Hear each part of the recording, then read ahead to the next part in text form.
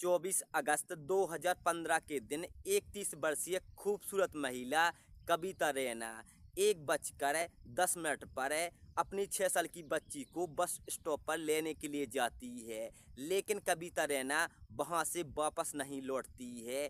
इस बात का खुलासा तब होता है जब कविता रैना की पड़ोसन जया, जो कविता रैना के पति सुरेश रैना से कहती है कि आज कविता अपनी बच्ची को लेने के लिए बस स्टॉप पर नहीं गई है, तो सुरेश रैना कहता है कि वो तो कब की निकली है, बल्कि अभी तक वापस नहीं आई है।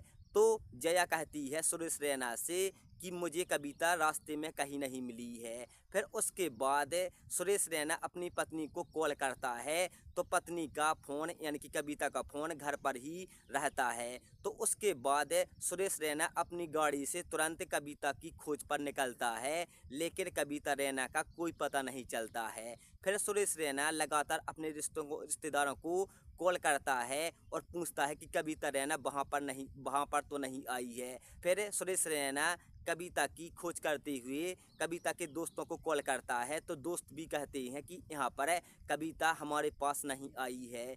तो यहाँ पर सुरेश रैना घबरा जाता है और शाम को करीब 6:30 बजे अपनी पत्नी की गुमशुदगी की रिपोर्ट तुरंत स्थानीय थाने में लिखवाता है और कहता है कि सुबह 1:10 पर कविता रैना घर से निकली थी, लेकिन वो वापस बस स्टॉप से घर नहीं आई है। तो पुलिस तुरंत कविता रैना की आसपास तलाश करती है और खोजबीन कर देती है, लेकिन पुलिस को कविता रैना के बारे में कोई भी जानकारी नहीं मिलती है। पुलिस लगातार कविता रैना की तलाश करती है, लेकिन कविता रैना के बारे में पुलिस को कोई जानकारी हासिल नहीं लगती है। इस घटना को लगभग 2 दिन बीत जाते हैं। पुलिस को कविता रैना के बारे में कोई सुराग नहीं मिलता है, ना ही पुलिस को कविता रैना के बारे में कोई भी जानकारी नहीं मिलती है। फिर एक दिन 26 अगस्त 2015 की सुबह 11:30 बजे पुलिस के पास एक अनजान व्यक्ति का कॉल आता है। वो अनजान व्यक्ति पुलिस को बताता है कि 3 इमली के पास पुल के नीचे 2 कट्टों में खून निकल रहा है और वो नदी में पड़े हुए हैं। पुलिस तुरंत 3 इमली के पास पहुंचती है और पुलिस भी उन दोनों कट्टों को देखकर हैरान हो जाती है। पुलिस जैसे ही स्थानीय लोगों की मदद से उन दोनों कट्टों को बाहर निकालते हैं और जैसे ही पुलिस उन कट्टों को खोलती है तो उसमें एक महिला के लगभग 6 टुकड़े मिलते हैं। पुलिस तुरंत फोरेंसिक टीम की मदद से उन टुकड़ों को अस्पताल ले जाती है, जहां पर पुलिस उन टुकड़ों को जोड़ती है। फिर पुलिस को शक होता है कि ये टुकड़े कविता रैना के तो नहीं हैं, तो पुलिस तुरंत कविता रैना के पति सुरेश रैना को पुलिस थाने बुलाती है, जहां पर पुलिस कविता रैना की लाश की शिनाख्त करवाती है। तो सुरेश रैना हाथ पर बने ओम और गर्दन के तिल से कविता रैना की पहचान कर लेता है और कहता है कि ये मेरी पत्नी कविता रैना है। फिर पुलिस इस जघन्य हत्याकांड की कड़ी मेहनत के साथ जुट जाती है। फिर पुलिस कई कड़ियाँ इकट्ठी करती है और फिर कविता रैना के पति सुरेश रैना से पूछताछ करती है।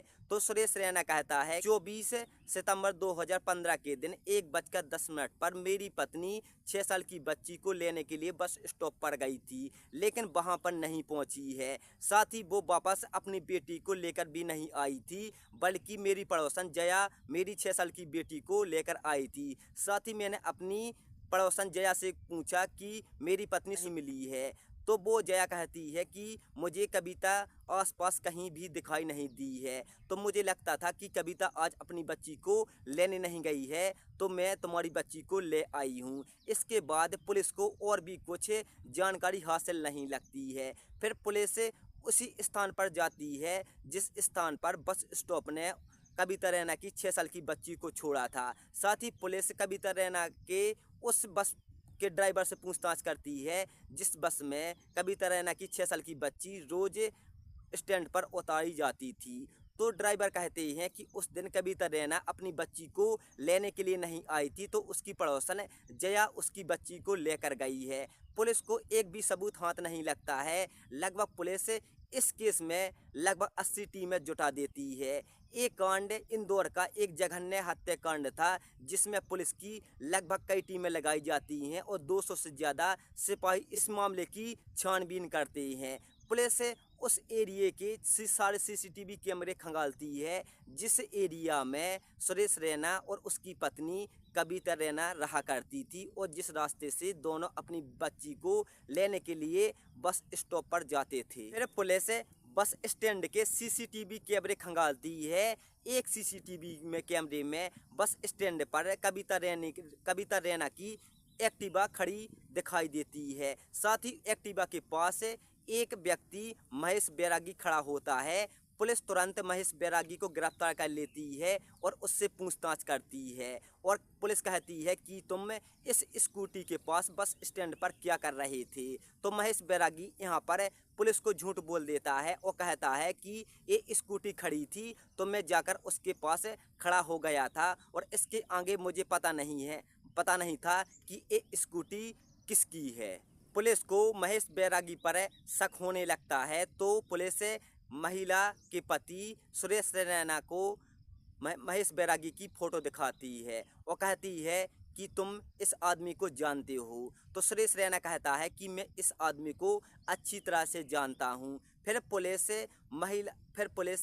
महेश बैरागी से सख्ती से पूछताछ करती है और उसकी कुंडली निकलवाती है, यानी कि जानकारी निकलवाती है। तो पुलिस को पता चलता है कि इसके ऊपर लगभग 3 केस और चल रहे हैं। साल 2013 में ब्लू फिल्म के आरोप में ये जेल जा चुका है। साथ ही इसका कई महिलाओं के साथ शोषण संबंध में भी ये जेल जा चुका है। तो पुलिस को कहीं ना कहीं समझ में आता है कि महेश बैरागी का इस केस से कोई संबंध तो नहीं है। फिर पुलिस लगातार सुरेश रैना से पूछताछ करती है कि तुम्हारा महेश बैरागी के साथ कोई लेना देना है या नहीं। तो सुरेश रैना पुलिस को बताता है कि महेश बैरागी की पत्नी बुटीक का काम करती है तो अक्सर मेरी पत्नी कविता रैना महेश बैरागी के घर जाती थी सूट सिलवाने के लिए। तो यहाँ पर पूरा शक महेश बैरागी पर पुलिस को जाता है और महेश बैरागी से लगातार पूछताछ करती है। तो यहाँ पर महेश बैरागी पुलिस से लगातार झूठ बोलता है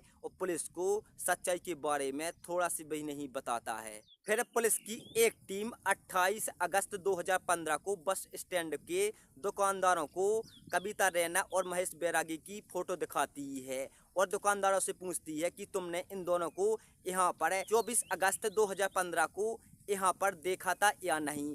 तभी एक दुकानदार महेश बैरागी की फ़ोटो देखकर पहचान जाता है और पुलिस से कहता है कि 26 अगस्त को ये आदमी मेरी दुकान पर आया था। तो पुलिस उस दुकानदार से कहती है कि ये तुम्हारी दुकान पर किस लिए आया था, क्या मांग रहा था। तो वो दुकानदार कहता है कि ये आदमी मुझसे कह रहा था कि 24 अगस्त की मुझे सीसीटीवी की फ़ोटो चाहिए, तुम मुझे ये फ़ोटो दे दो, साथ ही तुम ये फ़ोटो डिलीट भी कर दो, इसके बदले मैं तुम्हें पैसे दूंगा। अभी मुझे कुछ गलत लगता है तो मैं उस आदमी को सीसीटीवी कैमरे की फुटेज नहीं देता हूँ। फिर पुलिस तुरंत उस दुकानदार से 24 अगस्त की फ़ोटो ले लेती है और उसके आधार पर पुलिस सख्ती से फिर महेश बैरागी से पूछताछ करती है। तो यहाँ पर महेश बैरागी अपना जुर्म कबूल कर लेता है। फिर पुलिस महेश बैरागी से कहती है कि तुमने कविता रैना की हत्या क्यों की। तो यहाँ पर महेश बैरागी जो कुछ भी पुलिस को बताता है पुलिस के होश उड़ जाते हैं।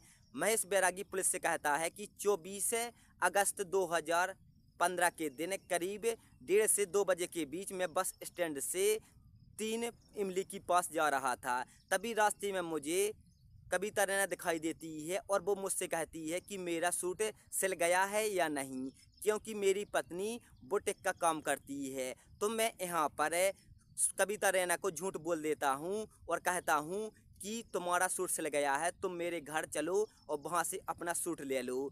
तो कविता रैना मेरे साथ मेरे घर पर आ जाती है। तो मेरी पत्नी मायके गई थी तो मैं अकेला घर पर था। तो मैं कविता रैना को अपने घर में ले जाता हूँ और उससे कहता हूँ कि मैं तुमसे प्यार करता हूँ और तुम मेरे साथ संबंध बनाओ। तो यहाँ पर कविता रैना लगातार मना करती है तो मैं यहाँ पर कविता रैना के साथ मारपीट करता हूँ। तो कविता रैना चीखती चिल्लाती है तो पास में ही रखी एक छड़ से मैं कविता रैना के सिर पर वार करता हूँ, जिससे कविता रैना बेहोश हो जाती है। और उसके बाद मैं सोचता हूँ कि ये मर जाएगी तो मैं फंस जाऊँगा। तो तुरंत मैं उसकी गला दबाकर हत्या कर देता हूँ और उसके बाद उसके शरीर के कई टुकड़े करता हूँ और 2 बोरियों में भरकर 3 इमली पुल के पास नाले में फेंक देता हूँ।